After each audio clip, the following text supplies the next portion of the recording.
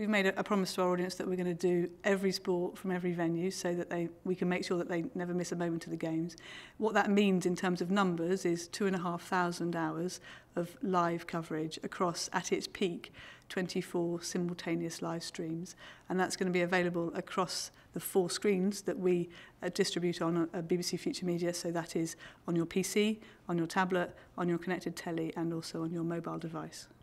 So it's live, but is it also on demand? And how do you sort of index all of that material? How do you make it available after the event or when someone wants to watch it? The thing that we've really concentrated on making sure that it's a really easy and a simple and enjoyable experience for our audience to get what they want to see and when they want to see it and wherever they want to. So you make those 2,500 hours of content available across 24 simultaneous live streams, and then you have to make sure that you make it really easy for people to navigate to that content. So you make it really clear what's the most important thing that's going on right now so they can go straight to that if they want to. And then for those who have a real interest in a particular sport like taekwondo or judo, that they can get to that in a really simple fashion.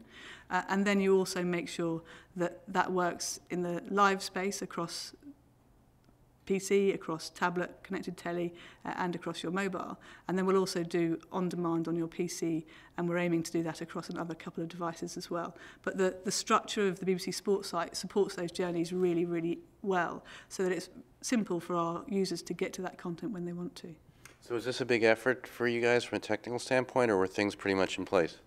It's been a massive effort, and we've really pushed it this time. You know, having an Olympic Games is massive. Having an Olympic Games in your home country is enormous. The country is going to be really, really excited come this summer, and we want to make sure that we meet their expectations in terms of what they get. So we've done a lot in terms of innovation in 2 particular areas, one of which is in the video space, so pushing the video technology so that we can serve large audiences is really important. It's important that we satisfy that demand and people can access that content. So we've invested in that to make sure that it's a really robust system and in using the latest technology that we can get working.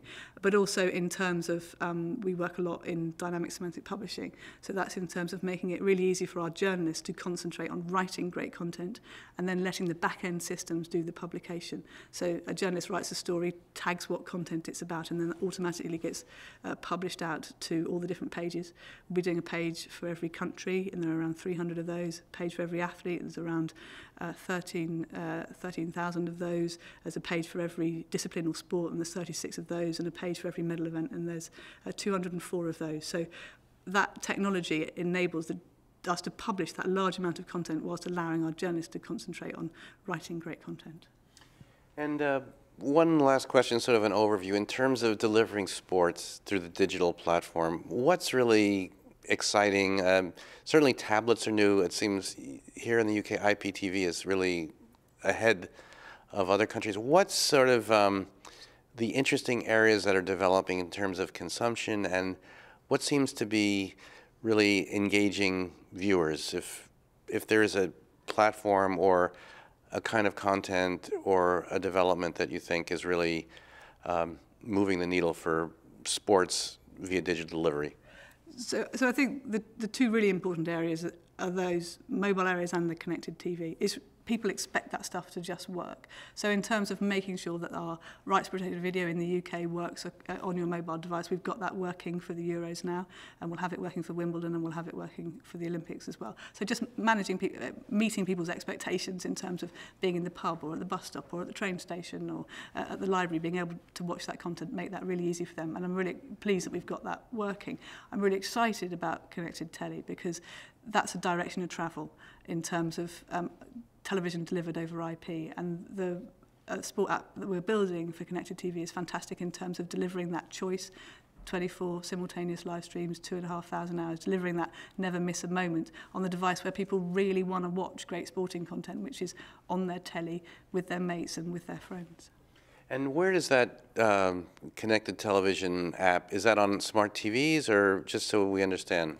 So we already have a sport app working on Virgin Tivo here in the UK. We've announced that it will be working on Sony devices, and we're working to make sure that we develop it in a way that with standard technology it will work across as many connected TV devices as possible.